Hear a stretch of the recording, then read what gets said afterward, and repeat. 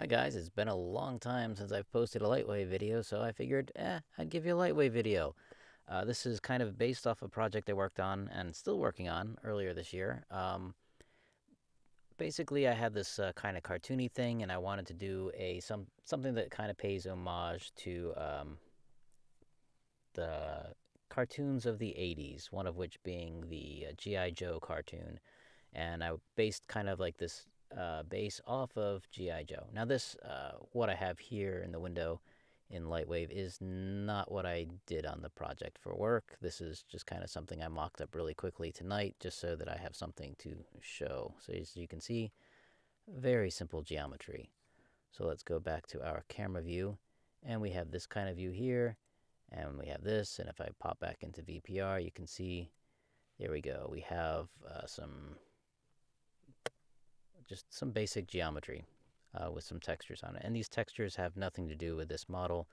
I just wanted to have some line work on there, so I borrowed something from another project and some other texture as well to kind of simulate the brushes. But one thing I noticed in the cartoon that I don't have on this model here at this point is that you see on the top of here we have like these nice little rim lights where they just kind of like took a paintbrush and just kind of highlighted the areas. And in my version, I do have other lines down here. In the cartoon, they don't have like these cell lines, these edges.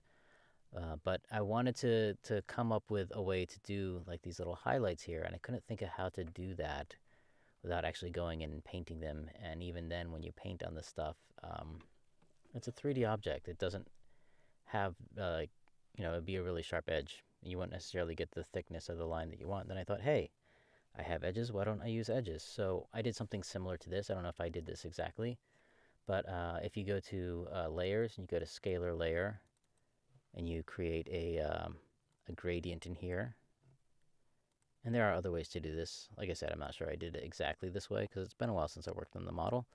Let's say I go to the gradient layer, I add black in here, and I set the input parameter to light incidence, and I select the sunlight light that I made. And there we have our basic, what this does is, if I plug this into the color of the edges, you'll see I'm getting some highlights. Let's see where this goes. So now we have the tops of our lights highlighted. I could also do this according to slope would also work as well.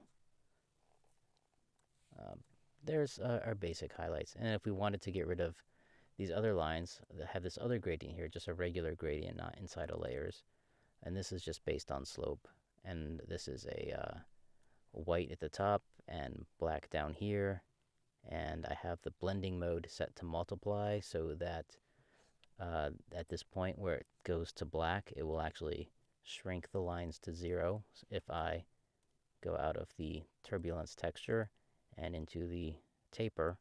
You'll see we lose our lines. Now we do have a little bit here because I kind of wanted to have a little bit. But if I pull that up there, it's not perfect. Like I'm missing a couple of things, but that's kind of why I went down here. But anyway, I just wanted to point out that you can actually change the color of your texture or of your edges to provide different effects that you might not normally think of. You can also even just go into, say, the Lambert diffuse, and this is our shading based on our lighting and the textures and stuff, or the,